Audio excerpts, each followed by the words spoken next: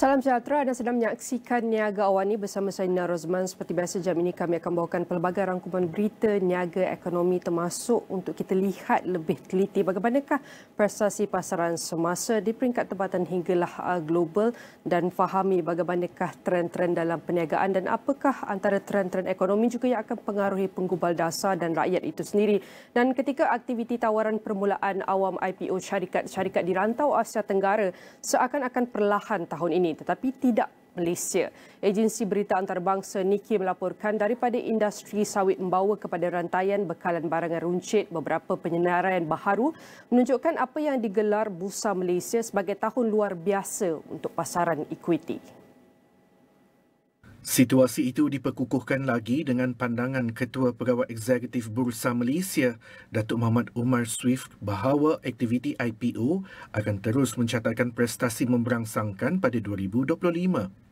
Katanya Malaysia mencatatkan kemasukan pelaburan tinggi sekaligus mencetuskan kecairan dan angka IPO dijangka mencapai sehingga 50 pada tahun depan. Untuk rekod 50 penyenaraian bakal menandakan angka terbesar bagi Malaysia yang kali terakhir dicapai pada tahun 2005. Muhammad Umar berkata perdagangan stok kelihatan lebih aktif tahun ini sejajar dengan peningkatan momentum IPO yang mana nilai purata perdagangan harian meningkat 66% untuk tahun ke tahun kepada 3.36 bilion ringgit bagi 9 bulan pertama 2024. Beliau berkata pertumbuhan itu didorong prestasi ekonomi kukuh iaitu pertumbuhan sekitar 5% keluaran dalam negara kasar, KDNK, kerajaan stabil serta strategi bertepatan.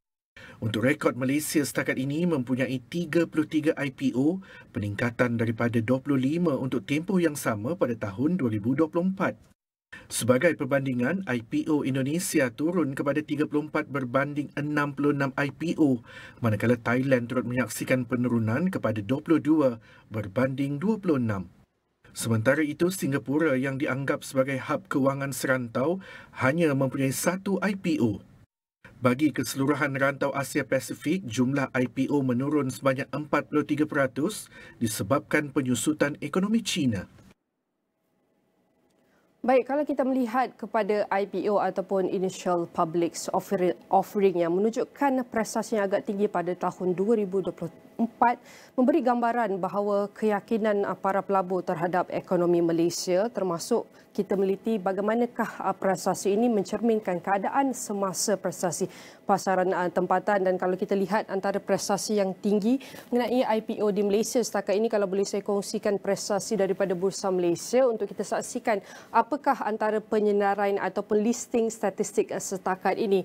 Ini adalah prestasi yang terkini pada kalau kita lihat pada tahun 2024 di mana kalau kita saksikan di sini pada tahun 2024 dengan jumlah syarikat iaitu syarikat yang tersenarai di Bursa Malaysia mengambil jumlah sebanyak 41 yang telah direkodkan pada tahun 2024 dan kalau kita lihat pecahan daripada listing punya statistik ini iaitu main market iaitu jumlah 7, ace market 32 antara yang paling tinggi dan lead market adalah 2 dan ini adalah prestasi terkini untuk kita saksikan berapakah syarikat yang tersenarai di Bursa Malaysia setakat ini dengan beberapa 3 pecahan iaitu pasaran utama ace market dan juga lead market. Kalau kita boleh lihat yang ke bawah sedikit iaitu antara ini adalah kita mengalami antara peningkatan yang tertinggi sejak dicatatkan pada tahun iaitu 2024 ataupun 2025 di mana 2025 kita mencatatkan antara peningkatan yang paling tinggi syarikat yang telah disenaraikan di Bursa Malaysia iaitu dengan jumlah main board 16, second board 17 dan yang paling tinggi adalah Nasdaq market dan ini adalah jumlah kalau boleh kita saksikan syarikat yang tersenarai setakat hampir 20 tahun yang lalu iaitu antara yang tertinggi dan kembali pada tahun 2024 di mana kita dapat saksikan peningkatan yang berterusan sehingga kini iaitu 41 daripada beberapa tahun daripada 2017 yang boleh kita teliti di sini dan kalau boleh saya nak tunjuk bagaimanakah perincian ataupun total number of listed company. Berapakah jumlah bilangan syarikat yang tersenarai di Bursa Malaysia setakat ini kalau kita saksikan daripada 2017 sehinggalah 2024 di sini lebih kurang lebih daripada 7 tahun kita dapat saksikan peningkatan yang berterusan daripada jumlah syarikat yang tersenarai di Bursa Malaysia, di mana kita dapat lihat jumlah syarikat sehingga kini adalah 1049. Ini adalah angka yang terkini dapat kita saksikan setakat 2024 kalau kita bahagikan kepada 3, iaitu main market antara yang tertinggi. Jumlah syarikat yang tersenarai di main market adalah 804 syarikat, diikuti juga dengan Ace Market sebanyak 196 dan Lead Market adalah 49. Dan kalau boleh apa yang saya boleh rangkumkan daripada sini, prestasi ini menunjukkan permodalan Bursa Malaysia, menunjukkan peningkatan sudah tentu dilihat ia berkembang dengan pesat, dan bukan sahaja data ini menunjukkan peningkatan tapi ia mencerminkan iaitu potensi masa depan yang lebih cerah untuk ekonomi Malaysia, untuk tingkatkan lagi sektor ekonomi negara. Dan selepas ini kita akan teruskan dengan perkembangan syarikat korporat dengan ringkas dagang.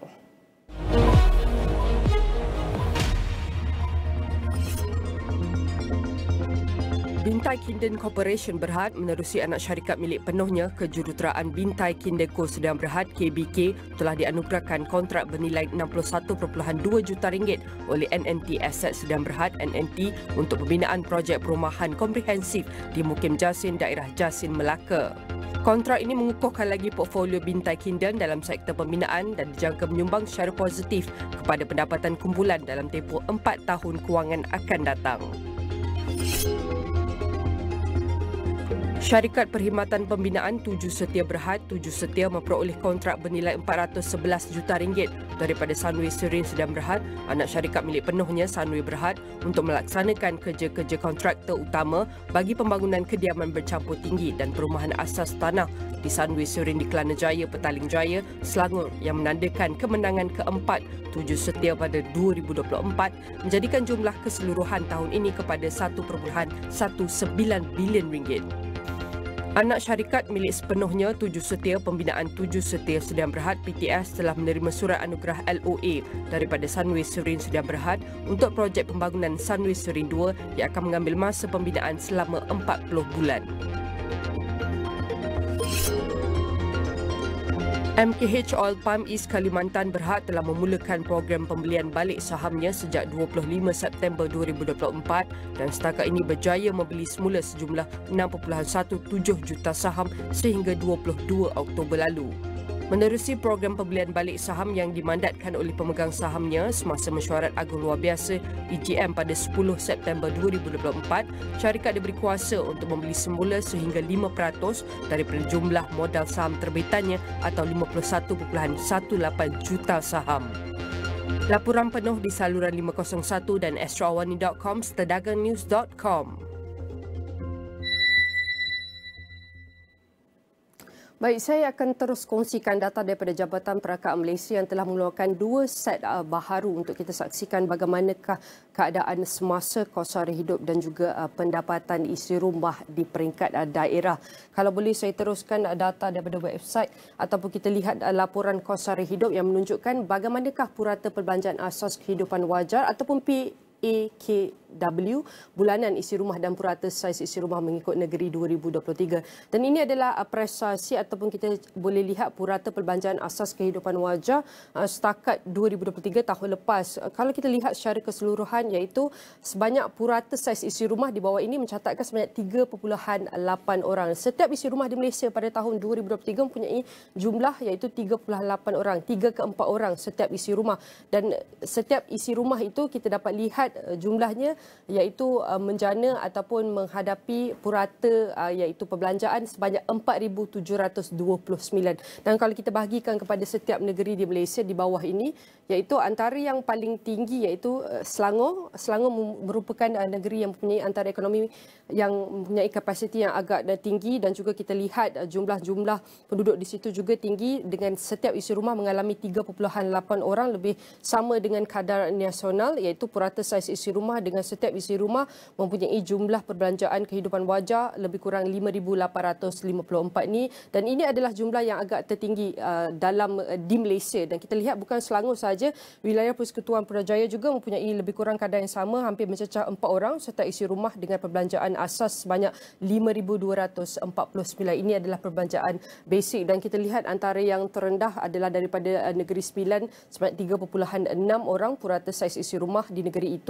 yang mempunyai perbelanjaan asas banyak 3,987 dan boleh juga diikuti juga dengan dalam range ataupun purata 3,000 lebih dengan purata saiz isi rumah sebanyak 3.9 orang. Dan jelas ini menunjukkan setiap negeri mempunyai purata saiz isi rumah yang lebih kurang berbeza sedikit, dan kita dapat lihat juga bukan jurang daripada saiz isi rumah tetapi jurang perbelanjaan kehidupan wajar di Malaysia. Dan ini adalah prestasi yang dapat saya kongsikan, tunjukkan, iaitu pada tahun 2023. Kalau boleh saya scroll sedikit di bawah untuk kita meneliti bagaimanakah purata perbelanjaan asas kehidupan wajar PAKW bulanan isi rumah per kapita mengikut negeri pada tahun 2023. Apabila kita cakap purata perbelanjaan asas kehidupan PAKW ini merupakan perbandingan isi rumah per kapita, iaitu per individu. Di Malaysia setakat ini mencatatkan individu mempunyai perbelanjaan asas banyak RM1,314 setakat ini, dan kita lihat antara individu yang mempunyai perbelanjaan asas yang agak tinggi di sini adalah daripada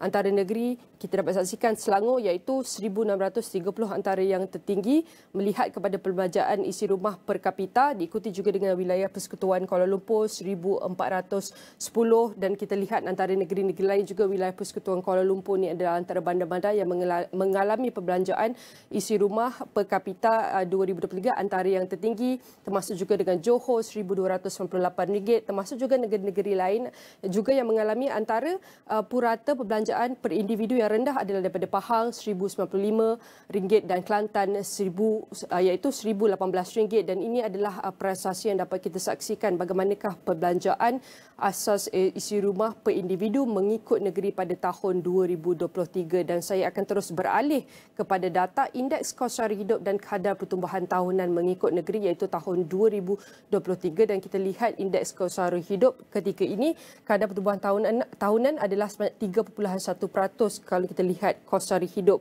pada waktu 2023, dan sebanyak mata indeks yang telah direkodkan adalah 103.1, dan bagi pecahan setiap negeri di Malaysia, kalau kita dapat saksikan di sini antara yang tertinggi mencatatkan lebih daripada 103 adalah Selangor dengan 3.2%, iaitu kadar pertumbuhan tahunan kos sara hidup, dan Pahang 3.1%. Dan ini juga kita lihat antara Terengganu dan wilayah Persekutuan Putrajaya antara yang tertinggi mengalami kos sara hidup yang tinggi, merekodkan kadar pertumbuhan sebanyak 4.6% pada tahun 2023, dan kita ada juga mempunyai negeri yang melihat kos sara hidup adalah di bawah kadar nasional, iaitu Kelantan sebanyak 2.2% pada tahun 2023. Diikuti kita lihat ini adalah antara yang terendah, dan juga Negeri Sembilan 2.9%.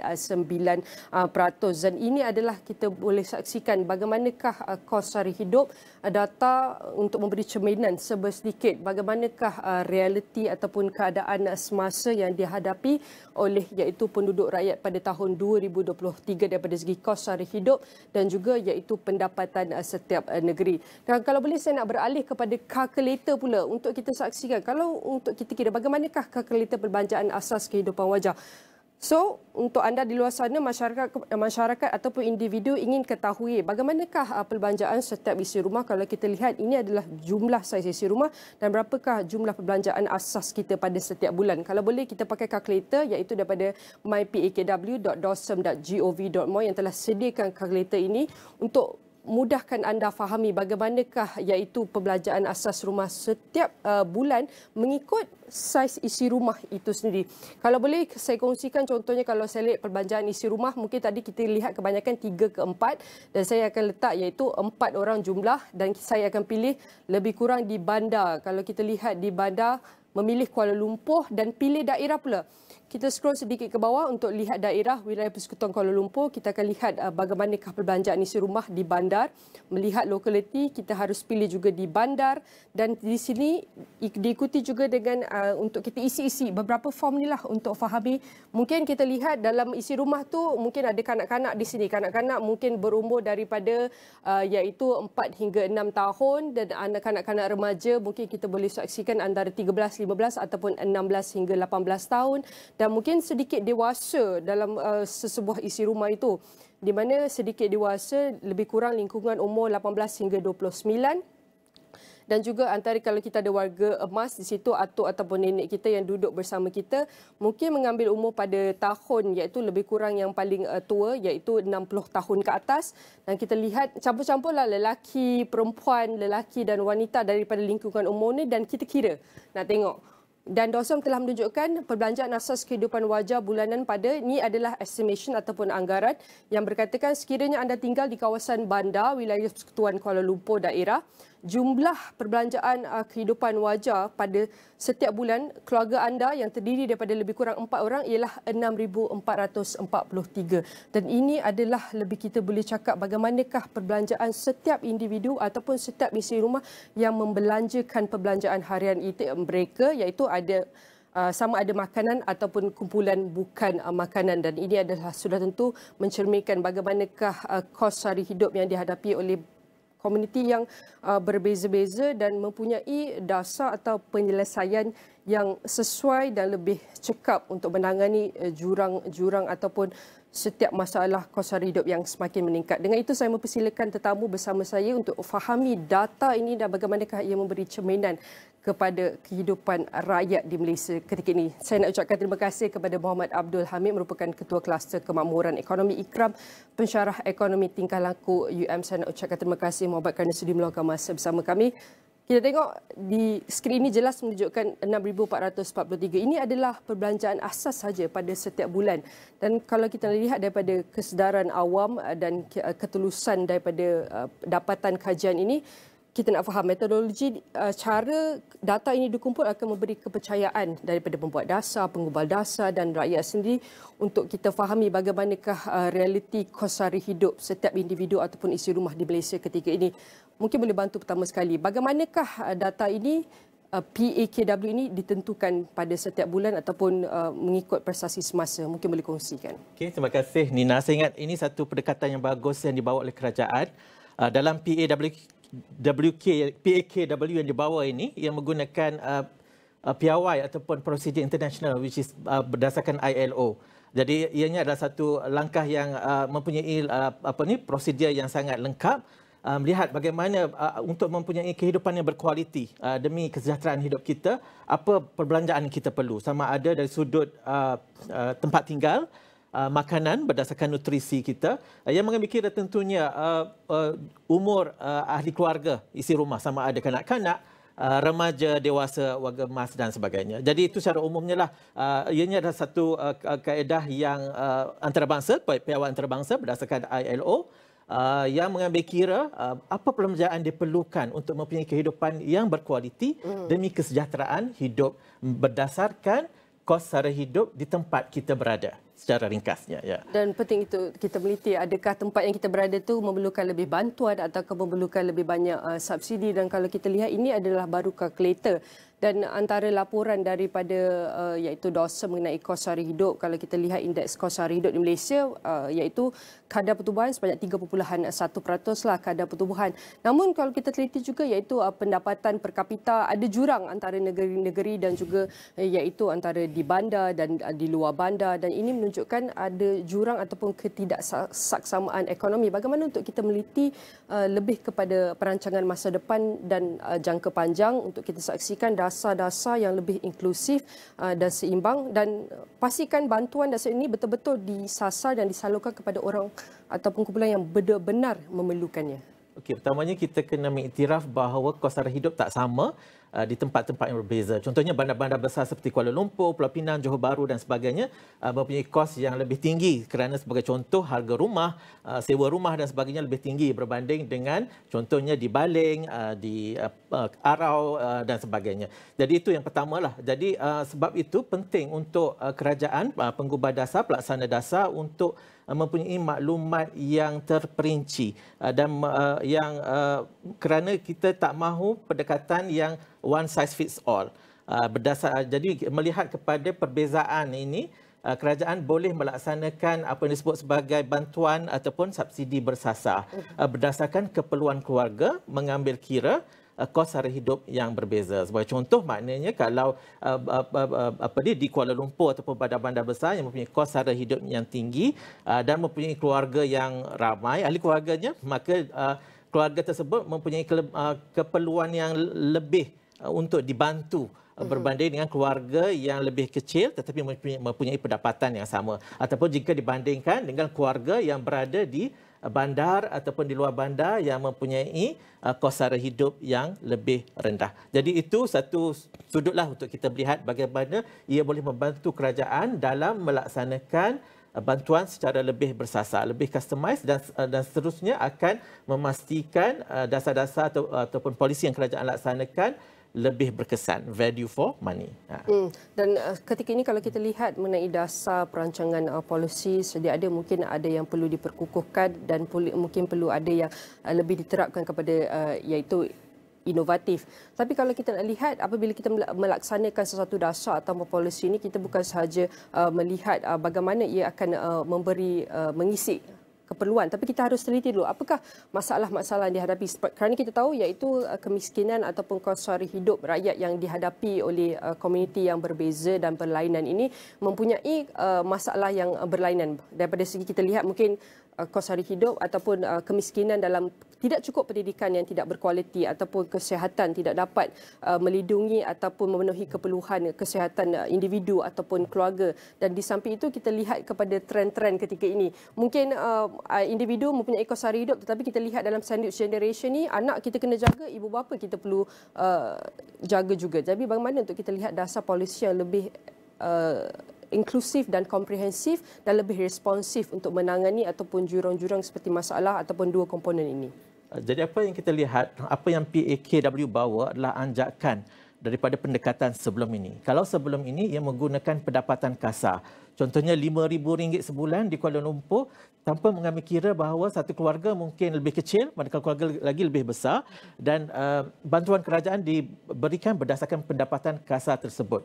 Sedangkan mengambil kira kos sara hidup dan saiz isi rumah ataupun saiz keluarga, perbelanjaan mereka tak sama kan? Tak sama.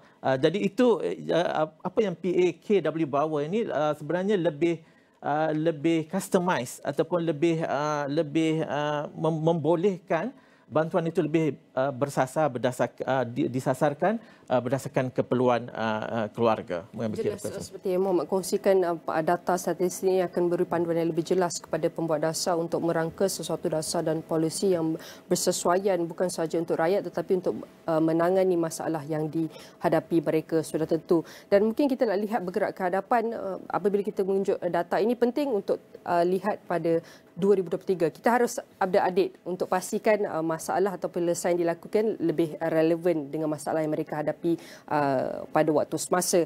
Dan mungkin boleh kongsikan selepas ini orang akan fikir, apa definisi taraf hidup yang wajar di Malaysia ini? Bagaimana untuk kita menilai ataupun sama ada pastikan angka ini benar-benar menggambarkan kos sara hidup rakyat di Malaysia ketika ini? Apakah definisi selepas ini bergerak ke hadapan untuk kita pastikan nilai-nilai yang diterapkan ini betul-betul mencerminkan keadaan semasa ekonomi? Yang paling penting ataupun yang paling tonggak adalah untuk memastikan semua rakyat Malaysia, semua keluarga di Malaysia mempunyai capaian kepada keperluan asas.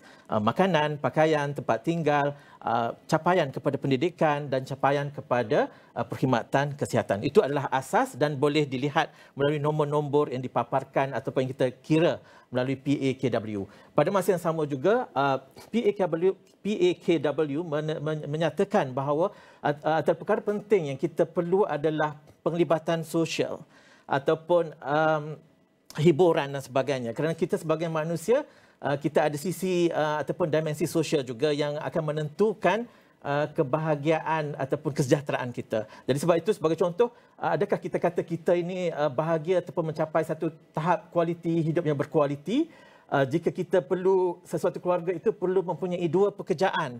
Pagi buat kerja 8 hingga 5 petang, kerja di pejabat sebagai contoh, ataupun di kilang dan sebagainya, malam perlu bawa Grab dan tak ada masa untuk meluangkan masa bersama keluarga ataupun untuk melaksanakan hobi-hobi tertentu yang penting untuk kita punya kesihatan mental, kita punya well-being secara keseluruhannya. Jadi sebab itu penting untuk dilihat perkara ini. Satu, ada perkara sudut yang objektif melalui nombor-nombor, tapi ada satu juga sudut yang melalui nombor ini juga jika dia mempunyai pendapatan yang wajar ataupun upah wajar, living wage, ia akan membolehkan individu ataupun ahli keluarga itu untuk melakukan sudut-sudut yang membahagiakan dia. Tak kiralah sama ada untuk keluar makan bersama keluarga, melaksanakan hobi-hobi tertentu dan sebagainya. Dan perkara itu hanya boleh dicapai apabila kerajaan mengambil pendekatan whole of government ataupun whole of society, maknanya pendekatan seluruh masyarakat. Bermakna kerajaan, penggubah dasar perlu mengambil pandangan masyarakat di peringkat akar umbi supaya maklumat-maklumat ini bukan hanya setakat nombor-nombor sahaja, tetapi ia sentiasa dikemaskini mengambil kira realiti masyarakat dengan mengambil pandangan daripada community leaders, pemimpin community, NGO, pertubuhan kerajaan yang berada di akar umbi, dan juga industri, majikan dan sebagainya. Dan satu lagi saya ingat yang perlu disentuh juga, apa yang bagus dengan PAKW ini adalah ia memberikan tanda aras kepada industri, kepada majikan tentang apakah gaji ataupun upah yang wajar diberikan supaya pekerja itu mempunyai pendapatan yang memadai untuk dia dan keluarga dia hidup secara kualiti dan demi kebahagiaan dan kesejahteraan hidup dia. Dan kita nak bergerak dan beralih juga ke peringkat lebih tinggi, iaitu melihat kepada keperluan pembangunan wilayah, iaitu secara whole nation of approach ni kan. Mungkin Muhammad boleh kongsikan bagaimana untuk kita pastikan iaitu PAKW menunjukkan peningkatan PAKW yang tinggi di contoh daerah Kelang ataupun kita boleh cakap seperti Petaling. Ini menunjukkan bahawa mereka memberi tumpuan yang tinggi kepada infrastruktur, perumahan dan juga iaitu peluang pekerjaan. Jadi bagaimana untuk kita pastikan bantuan ataupun kita boleh cakap sokongan ini diberi kepada mereka di kawasan-kawasan yang mempunyai kos hidup yang tinggi, bukan sahaja di tempat-tempat yang mempunyai kurang akses makanan, kurang akses pendidikan, kesihatan, tetapi kepada mereka yang mempunyai high economy activity di kawasan ataupun industri yang mempunyai perindustrian, pembuatan ini. Bagaimana untuk kita memberi tumpuan kepada kos hidup yang tinggi di kawasan-kawasan yang padat ini juga? Ya, sebelum saya jawab soalan itu, saya yang pertama adalah kita maklum bahawa antara isu kat Malaysia adalah jurang antara wilayah, yang mana biasanya pembangunan itu lebih tertumpu kepada bandar-bandar berbanding dengan luar bandar. Jadi itu satu sudut yang saya ingat pihak kerajaan dan pihak penggubah dasar sudah sedar dan yang mana perlu diimbang melalui perbelanjaan dalam pembangunan melalui development expenditure dan sebagainya. Berbalik pada soalan Nina tadi, bagaimana untuk menangani kos sara hidup di kawasan-kawasan yang mempunyai kos yang tinggi, sebahagiannya telah pun dilakukan sejak bertahun lamanya melalui bantuan-bantuan yang dilaksanakan. Yang bantuan-bantuan yang diberikan sama ada secara langsung seperti sumbangan tunai, rahmah, sara dan sebagainya, ataupun secara tak langsung melalui subsidi-subsidi yang diberikan, subsidi kepada petrol dengan meletakkan harga ceiling kepada barang-barang keperluan seperti gula dan sebagainya. Jadi itu satu bahagianlah. Namun pada masa yang sama juga dalam apabila PAKW ini dilaksanakan, ia membantu kerajaan untuk memberikan bantuan secara lebih bersasar. Dengan itu perbelanjaan kerajaan lebih berkesan, akan berlaku penjimatan kat situ, yang mana kerajaan juga boleh dengan itu dapat membelanjakan lebih belanja kepada perkara-perkara yang lebih mendasar. Contohnya untuk memastikan daripada golongan miskin, anak-anak golongan miskin berlaku mobiliti sosial daripada melalui pendidikan. Kerana pendidikan antaranya boleh membantu ahli keluarga itu daripada pendapatan rendah kepada pendapatan tinggi. Tapi itu lebih bersifat jangka panjang. Poinnya kat sini adalah penting ia pada satu sudut PAKW digunakan untuk bantuan jangka pendek, tapi pada masa sama juga penekanan kepada jangka panjang supaya berlaku mobiliti sosial, supaya boleh mengeluarkan golongan berpendapatan rendah ataupun golongan miskin daripada kepompong kemiskinan. Anak-anak mereka mendapat pendidikan yang berkualiti, akses kepada kesihatan, perkhidmatan kesihatan berkualiti, dan dengan itu mereka dapat meningkatkan taraf hidup mereka khususnya melalui pendidikan. Saudara itu, ini adalah perkongsian yang cukup menarik dan terima kasih sekali lagi saya nak ucapkan kepada Muhammad Abdul Hamid, merupakan Ketua Kelas Kemakmuran Ekonomi, Pensyarah Ekonomi Tingkah Laku UM, kerana bantu kami faham bagaimanakah pendapatan wajar di Malaysia. Ini adalah saudara tentu perspektif pakar. Penting untuk kita memahami realiti ataupun keadaan ekonomi semasa agar rakyat juga faham bagaimana untuk mereka merancang kewangan yang lebih baik pada masa akan datang dan sekaligus memastikan penggubal atau pembuat ekonomi ini faham apakah antara perkara-perkara masalah yang perlu ditangani dan penyelesaian yang lebih efektif dan lebih relevan untuk tingkatkan lagi kesejahteraan rakyat dan juga ekonomi. Sekali lagi saya nak ucapkan terima kasih dan kita akan jumpa lagi Muhammad, dan saudara itu setiap perkongsian ini akan kami rangkumkan dalam astroawani.com dan di semua platform digital Astro Awani.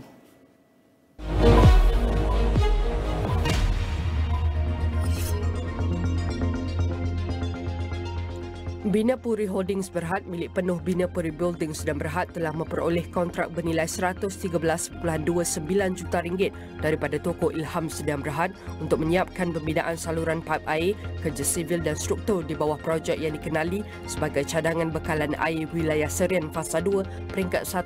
Satu inisiatif penting yang diketuai oleh Jabatan Bekalan Air Luar Bandar Sarawak JBALB. Kontrak itu dijangka siap menjelang April 2027 dan dijangka memberi kesan positif kepada pendapatan dan aset bersih kumpulan sepanjang tempohnya.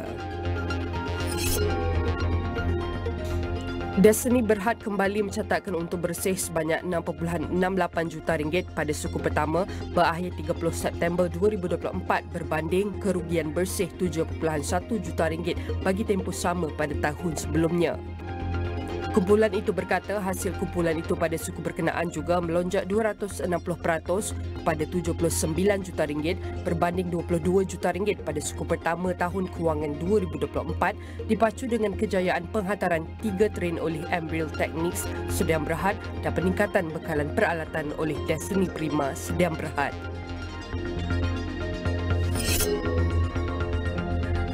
Beberapa dokumen kewangan telah diambil Suruhanjaya Pencegahan Rasuah Malaysia SPRM, Kementerian Kewangan Khazanah Nasional Berhad, Khazanah dan Fashion Valley Sdn Berhad. Ketua Pesuruhjaya SPRM Tan Sri Azam Baki berkata, dokumen-dokumen itu diambil untuk dikaji dan disemak melibatkan siasatan kerugian RM43.9 juta daripada pelaburan Khazanah dan Permodalan Nasional Berhad PNB dalam Fashion Valley. Laporan penuh di saluran 501 dan astroawani.com, sedagangnews.com. In Malaysia, battery energy storage system or BESS is gaining traction as a crucial component of the green energy sector. The country is strategically positioning to leverage BESS potential to achieve its ambition 2050 target of 70% renewable energy. The Malaysia Renewable Energy Roadmap, MyRER, outlines targets and investment in BESS projects as part of its energy transition strategy. Cecah Global Berhad, a prominent local conglomerate, is positioning itself as a leader in Malaysia's energy storage and renewable energy sector, significantly contributing to the nation's broader energy transition goals. Their innovative battery energy storage system, known as MyBESS, is designed to store energy from renewable sources like solar for later use, ensuring a stable and reliable power supply despite the inherent variability of renewables. By balancing supply and demand, MyBESS reduces reliance on fossil fuels, enhances energy security, and is essential for a sustainable energy future. And that's it for introduction. And to discuss further, joining us right now is Executive Director, Energy Division, Cecah Global Berhad, Aimi Aizal Nasharuddin. I would say thank you very much for joining me. Aimi, firstly, maybe you can share with us or explain to help us understand the battery energy storage system, BESS, and why it's essential in today's energy landscape. All right, I think first and foremost, as we all know, the government has announced the NETR, or the New Energy Transition Roadmap. That was last year, and predominantly what happened is that one of the main criteria is actually to inject more renewable energies into the system, which is the grid system. Yeah. Now, in order to do that, the system has to be stabilized, and definitely storage is one of the major components as part of the upgrading. And this is actually very clear in the NETR roadmap itself. So, I think basically what happened is that now the grid system, as is today, could probably take up additional about 2 gigawatt maximum. Anything that comes into the system, renewable energy that comes to the system, which predominantly are intermittent in nature, has to come with a storage system, which is BESS. Yeah. So I think because of that, Cecah Global about 2 years back, mooted this idea of actually having our homegrown BESS. And this is where we started to work in collaboration with a company called Genetec, who is subject matters in battery itself. And we developed our own homegrown BESS or MyBESS. And this is very good development and achievement we can see so far. And maybe share with us also some of the challenges, sources do you face in renewable sources like solar that pose to energy stability? As I mentioned earlier, you're talking about renewable. Renewable, there are two types of, predominantly in Malaysia, is solar system and hydro. Of course, we do not have wind that much. We do have geothermal. But as you know, solar system is intermittent. You won't be able to actually predict, precisely, the voltage and the timing and so on. Because of intermittency in nature, if you dispatch all this huge renewable energy into the system, it will definitely trip, or it will actually cause some faulties to the system. And this is what we do not want. We do not want that to happen, as what happened in, for example, in India in 2012, for example, whereby there's a blackout of the entire country. So the same thing goes to Malaysia. I think in 1996, the same blackout happened. So energy storage is, as I mentioned again, becoming one of the key components that would allow this stability to the. Of course, there are many other components that is required to be able to ensure the system need to be upgraded. For example, I think the government or even TNB has announced that in order to achieve the NETR, or the 70% mix of renewable energy, by 2050, as you mentioned earlier, the country will need to spend up to 190 billion ringgit. That's a lot of money, and definitely, some major components of it will include battery or BESS. And I think this is actually an opportunity for us as Malaysian to be able to own something strategically, certain technology to be owned strategically by Malaysian. Of course, I wouldn't want to discount the fact that we can't actually own everything, but at least certain strategic technology has to be predominantly owned, especially in this challenge whereby the country want to achieve the NETR or 2050 70-30 mix of renewable energy. And we can see it's a very good initiative, in-house system. What makes your solution products and services different and stand out from the rest of innovative solution systems, services, products within the current market right now? Okay, I think what makes us different, number one, because we are Malaysian. Okay, now, a lot of people ask me, are we actually going to manufacture all this in Malaysia? My answer to that doesn't have to be. If you look, for example, of iPhone, IKEA, for example, they don't manufacture in their own original country, right? But, as far as the product is concerned, people know iPhone is US, IKEA is Swedish. Why? Because the brain belongs to this particular origin countries, right? So I think the same thing goes to BESS or MyBESS, for example. We want to be able to ensure that the brain belongs to us. We want to ensure that, doesn't matter whether it comes from other part of the world, whether it comes from Malaysia or other part of the world, the components, but the brain, the design of the system, the battery management system, the energy management system, for example, has to somehow be owned and developed locally. And I think that's very important as part of our development growth and as part of our, I would say, also challenges at the same time, to be able to do that. And to a certain extent, we do need certain support from the market. And to answer your question whether there's any differences, I guess it goes back to innovation. In order for us to be able to do that, we have to be totally innovative over the years, and because of that, some kind of support, some kind of system, some kind of mechanism has to be put in place to be able to do that. And as you mentioned that we need the support from the market also, but internally of making sure the whole ecosystem of energy transition is effectively in place. Maybe you can share with us, do we have enough supports from enough space, allocations, skills, talents, or expertise to develop a very sustainable system and services in the long run? Okay, I guess just like anything else, we need to be able to import some knowledge. We be able to import some knowledges from somewhere. Because I think Malaysia as a country, our DNA are not innovators. I mean, let's face the brutal fact of that. I think we've seen this, in the past, during the time when we tried to do MSc, for example. Until today, we have not even, produced a single, I would call, iconic unicorn out of that. Despite the fact that the like of Google, Facebook, and everything, TikTok, for example, came right after MSc. So I think there must be certain, strategic way or move or incentives need to be put in place to be able to look at this. If you really want to do this, I mean, if the country really want to do this, the fact that we're going to spend 190 billion, if we don't do anything, 190 billion. Probably 70-80% will be a total leakages out of the economic system of the country itself, without owning anything, without actually having to be able to say that this is actually ours. So I think those are probably some of the things that we need to look. How to go about doing that?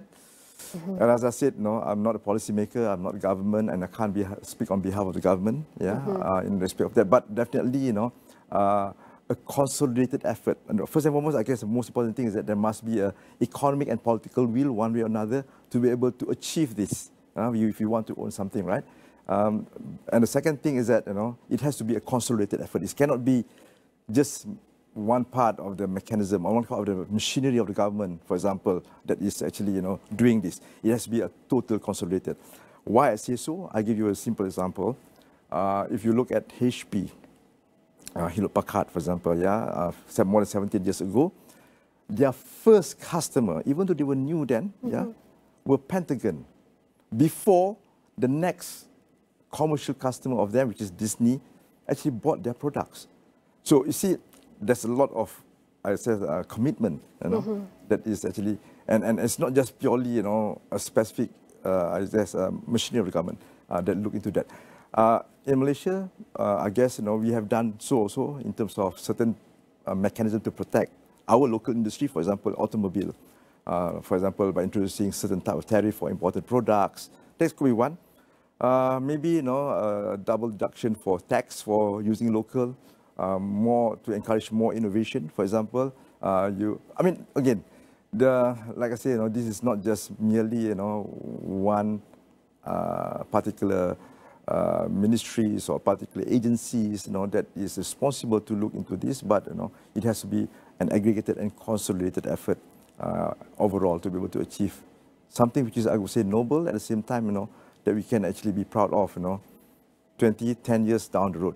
Yes, something, achievement that giving a better and secure future for all generations. And probably my last question, I want to add a little bit, what are some of the things we can say Malaysia can learn from other countries, probably from emerging, learning from advanced country. Maybe they have more resources, they more have time, space, skills, and expert to adapt all the solutions, approach in terms of energy transitioning. So what can Malaysia learn from other countries that Malaysia can take the lead and lead the conversation on adapting on notable trends on advancement that can enhancely benefit Malaysia in the future? Okay, very, very strong question, very, very huge. Maybe from the perspective of the industry, not the policymaker industry. Okay. I think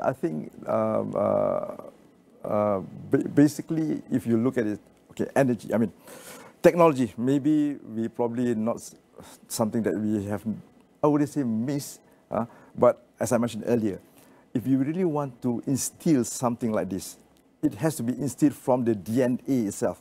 You're talking about deep answer to this question, DNA, which means that from the very part of the schooling, we must be able to instill. I went to Korea, for example. The Korean, if you go there and you go and buy something, they are very proud to say that buy this product because this is actually Korean product. We do not see that in Malaysia. But that is something that you cannot do overnight. It has to be instilled and it has to be injected into your DNA one way or another over a period of time, maybe through education system. That's one. Of course, there are other machineries and methods that you can link into to be able to capture this. Now, talking about power, actually we are very strategic. Malaysia by itself is very strategic because we sit right in the middle of the, I would call Asia. That's why I think the government are talking about the Asian grid. If you remember that. This is actually one of the areas that I think Malaysia is positioned very well, right smack in the middle of Asia to be able to do that. So again, yes, we should take the opportunity to be able to amazing. do that. It's a very amazing insight of how my best journey in, we can say, achievement in helping and supporting Malaysia's goals in sustainability goal, especially for helping understand how can we achieve a cleaner environment, a better future for our generation. And again, I hope we can have this amazing discussion in the future. I want to say thank you very much to Executive Director of Energy Division Cita Global Berhad. I'm Mia Aizana Charudin again, and definitely all of our discussion here will be featured in astroawani.com and across all social media platform. Baik, selepas ini kita akan bersama dengan rakan setugas di Dzulfitri yang berada di Cairo, Egypt untuk bawa ke anda apakah antara trend ataupun tema utama yang sedang berlaku di WUF ke-12 mengenai World Urban Forum yang ke-12 selepas ini.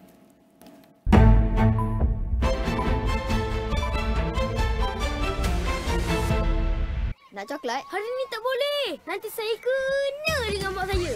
Pepsodent baharu disahkan halal. Mikrokalsium aktif dan Proflorida Kompleks membantu memperbaiki lubang halus akibat makanan manis sebelum menjadi kaviti untuk pelindungan maksimum.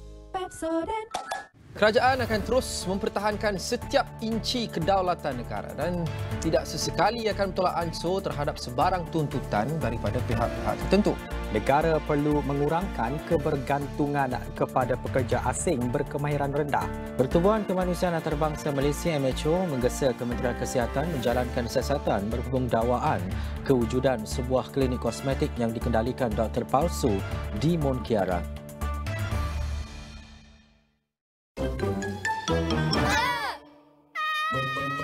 Elakkan drama dengan Horlicks.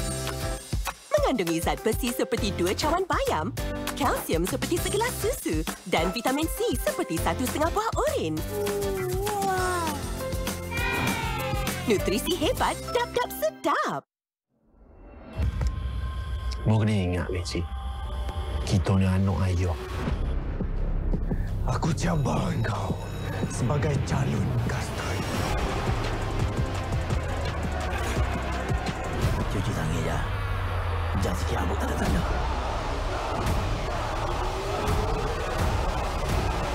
Dan aku kahar. Kapla High Council. Apa signifikan dengan pengumuman ataupun berita yang keluar dari media China ini berkaitan dengan hasrat Malaysia untuk menyertai gabungan BRICS? Kita mau dapat lebih banyak umpamanya pelaburan daripada negara China. Kalau melihat kepada Akta Kanak-Kanak 2001, adakah kita terlalu lambat untuk melihat proses untuk meminda akta sedia ada? Kita perlu ada penyelarasan. Kita tak mahu bekerja secara silo.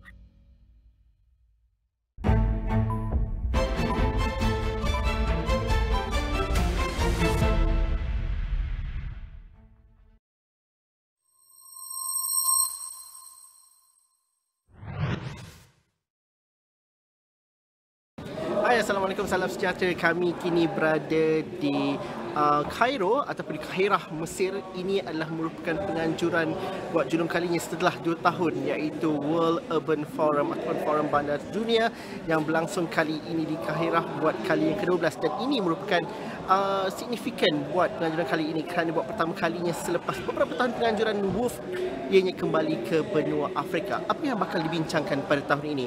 Kerana tema akan mengambil kira kepada ianya semuanya bermula di rumah dan semuanya dapat dilakukan oleh bukan sahaja pihak-pihak pembuat dasar dan juga mereka yang berkepentingan, tapi bermula daripada anda di rumah, dan itu yang menjadi fokus dalam World Urban Forum pada kali ini. Saya ingin bersama dengan Katrina China, merupakan Ketua Komunikasi for UN Habitat. Thank you, Katrina. Nice to meet you again in Egypt. So perhaps for the first thing first, how you can describe the main objective of WOF 12 and how it's significant to Egypt and Africa continent as well?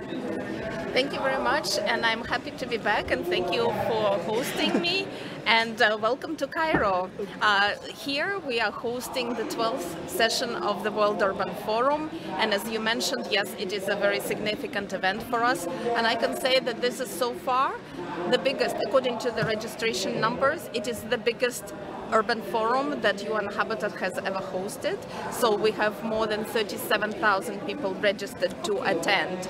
And the significance of this event, I think, is very important because UN Habitat was set up by the General Assembly back in 2001, and the first forum took place in 2002 in Nairobi, Kenya. At that time, the issues of urbanization were just coming to the agenda, and UN Habitat believed that it is important to address and to bring different stakeholders to talk about these issues. So now the World Urban Forum is coming back to Africa, where it was born. For more than 20 years it was not happening here, but now it is coming back here, and I think it is very important. It's really a very pivotal moment where we are talking about the need for transformative change, and it is especially needed in African continent, because the continent is rapidly urbanizing, and some of the cities are facing climate-related challenges. We know the global housing crisis is a big on the agenda. So it is very important now that these conversations are happening here, and we are going to discuss and look what could be the solutions, what are the policies, what are the things that we need to really address these challenges. And for that, we really need to bring different stakeholders. We need to have coalitions. So the World Urban Forum is this premier platform that discusses urban issues and brings together different stakeholders, national governments, local governments, academia, non-governmental organizations, activists. Everyone is coming here and voicing their concerns and proposing their solutions. Understanding the theme for WOF 12 and perhaps Egypt as a host country for the WOF 12, how is it significant and how is it different? Understanding the theme first. The theme this year is it all starts at home, local actions for sustainable cities and communities. And the theme is actually connected to the Sustainable Development Goals. We are almost, there are 5 years or so left to the 2030 where we need to meet the SDGs. And we know it's the reality that we are behind and a lot of them are not on track. So it is really important to start looking what can be done. So that's why we have chosen this theme really to progress and to do something. We need to start locally, but not only locally, we need to also work with national governments and other stakeholders, but it can only be together. So things that we are saying here, we really need to do something now together and locally. So we need to start from the bottom and start looking at solutions. And it is at home, but it is also a problem of home, because housing, we know that housing is a big problem, and it's a big problem not only for the global south, but for the global north. We have 2.8 billion people who experience some form of housing problems, inadequacy. 318 million people are homeless. 1.1 billion people live in slums and informal settlements. So housing is also a big problem. And housing can actually be that platform that can help resolve all the other, help make progress in achieving other SDGs. So that's why we are saying that we start at home. Perhaps you can just share the key insights of what kind of a conversation that we can expect about the sustainability and then for the funding and everything in this World Urban Forum for this year. I think there are different tracks. So all the events, a lot of events are based on 6 dialogues. So the first dialogue is on housing. The second one is about cities and climate. Then about partnerships and working together. And then about putting people first in the digital era. And the last dialogue is on the loss of home. So there are different events that are happening. If we are talking about sustainability, then a lot of these conversations will be happening during Dialogue 2 when we talk about cities and climate. And also there are going to be conversations about funding. One of the dialogues, I think it's dialogue, one of the dialogues is called Financing Localization and Localizing Finance. So these are conversations, how do we get finance? How do we attract private sector finance? How do we fund these projects locally? How can cities access more funding, because one of the issues is that cities do not have access to funding. So these are going to be the conversations that are going to be happening in one of the dialogues that talks about finance. And then I think also one of the important sessions is going to be looking at data, how to really get data. Direct data so that we can understand what is the need, analyze this need, and then propose solutions. So yeah, I think these are some of the highlights, some of the things you can expect from this World Urban Forum. And then also talking about Africa, you said, and the focus on Africa, there is going to be an African ministerial meeting where ministers from Africa are going to come together and also discuss and continue their discussions. Earlier in September, there was the first Africa Urban Forum, which also put a lot of issues on the agenda. So they're going to continue these discussions and hopefully then continue them discussing urban sustainability and issues at COP29 in Baku. How about the public engagement? Because we don't want to be this kind of forum to be so exclusive for the certain people only. How your UN Habitat play the main initiative to do engagement with youth, with the people, the local people, especially here in Cairo. They're facing a lot of challenges between old and a new city, from the ancient city to the new development of housing, perhaps. How in terms of the public engagement it happens here in WOF 2024? Yes, I think we also are concerned about that, and we don't want to have event just for the sake of having event. We are looking how the event can be sustainable and how can connect to the city where it is happening. So, for example, at World Urban Forum, just before World Urban Forum started, we had Cairo Urban Week.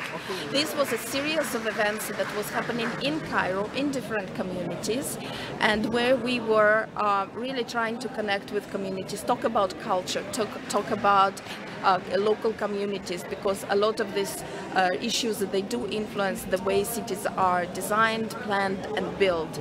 So there was a lot of engagement with local communities during that Cairo Urban Week, and also as part of the legacy of World Urban Forum and discussions on sustainability, UN Habitat was working with some of the communities. For example, in one of the areas here in Asmarat, we were working with some of the marginalized groups to really have the workshops with them and to bring people to talk about urban planning and urban development and show them in a playful form how that can be done. So some of the workshops were happening with children, some of them with the local residents. So that was all part of the Cairo Urban Week.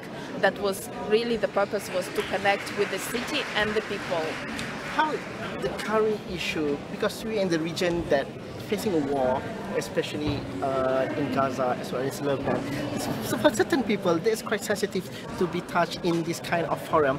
But thousands or millions of people are losing their house and then being the refugees in the neighboring country. Do you think that this part of the issue that will be concerned in this forum for WOF 12? Because sometimes in the level of the UN, I think people neglect or try to avoid to speak about that. How do you foresee about that? Yes, we are talking about cities and conflict. There is one dialogue that is dedicated. There is one dialogue that is dedicated to how destruction and conflicts and ongoing conflicts are destroying urban life, displacing a lot of people, and how we can rebuild those cities that have been suffering from conflicts. So there is a special track that is called The Loss of Home, where we are looking at this. We are not looking at particular conflicts, because there are a lot of ongoing conflicts and there are a lot of displaced people all over the world, and unfortunately the conflicts and wars are only causing more destruction. So we feel it is very topical, and how we can address it, but of course we as UN Habitat, we are a technical agency. We can only look at that from the point of view of shelter and reconstruction, how to then rebuild these cities, how to make life better for people who are displaced. So these are the issues that we are going to address. Katrina, lastly, beyond Wolf 12, what's the priority by UN Habitat for the next 2 or 3 years by promoting the sustainability and livable life in cities? Well, these are always a priority for us, I think, and we are going to be yes. No, at the moment, UN Habitat is working on the new strategic plan that will set its new priorities. So the new strategic plan will be from 2026 to 2029. I cannot share more now because this is the work that is in progress, but we are thinking of prioritizing the work, especially focusing on the issues that are most important. The issues of course, climate change, housing, and really financing and trying to find like local solutions for sustainability for cities. Okay, last word from you. What do you expect from Wolf 12? And what's different? How we can expect the difference from Wolf 12 in Egypt? Well, as I said, it is by far the biggest wolf that UN Habitat held so far. So we have more than 37 people registered, 37,000 people registered. And also, I would like to say that we have a record number of ministers, deputy ministers, really people, officials from the governments attending, which is very significant. It means that the authorities are paying attention to urban issues, they are interested, and they want to be involved in these discussions. So it means that it is gaining momentum, it is gaining attention, so that's quite important. Okay, thank you very much. All the best for us. All the best to you, Katrina, for having the best work in history in making. Terima kasih. Itu perbualan saya dengan Katrina, Ketua Komunikasi daripada UN Habitat. Inilah mukadimah ataupun introduction kepada perjalanan World Urban Forum yang lebih besar. Kerana seperti mana dikatakan oleh Katrina sebentar tadi, banyak isu yang perlu dilihat dengan lebih menjelas, dan khususnya bagaimana inisiatif dapat dimulakan oleh bukan sahaja pihak berkuasa, pihak yang pembuat dasar, tapi masyarakat secara keseluruhannya. Itu akan saya kongsikan lagi dalam banyak lagi paparan kami. Terima kasih kami ucapkan kepada Turkish Airlines yang memberikan kesempatan dan memungkinkan untuk liputan Wolf ke-12 ini berlangsung dan juga dibawakan kepada anda di seluruh platform kami di Astro AWANI. Kembali kepada rakan tugas studio.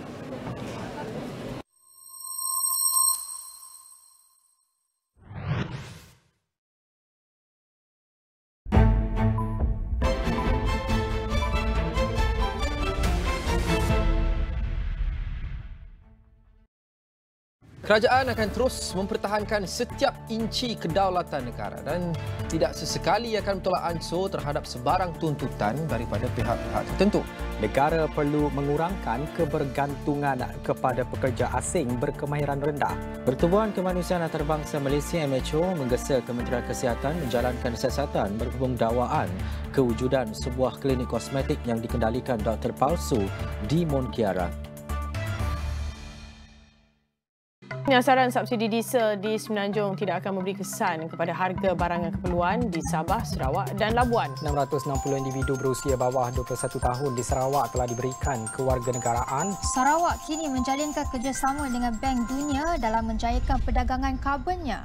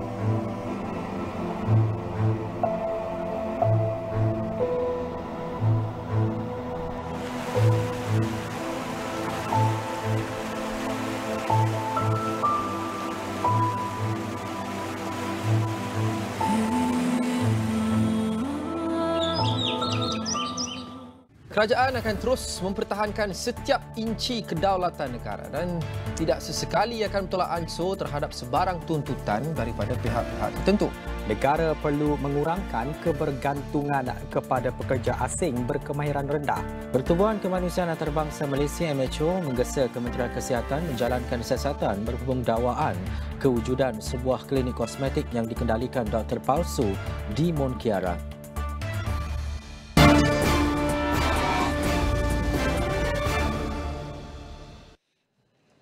Berhubung dengan isu kelewatan projek itu tadi, kita seperti saya katakan tadi, kita mengikuti apa yang telah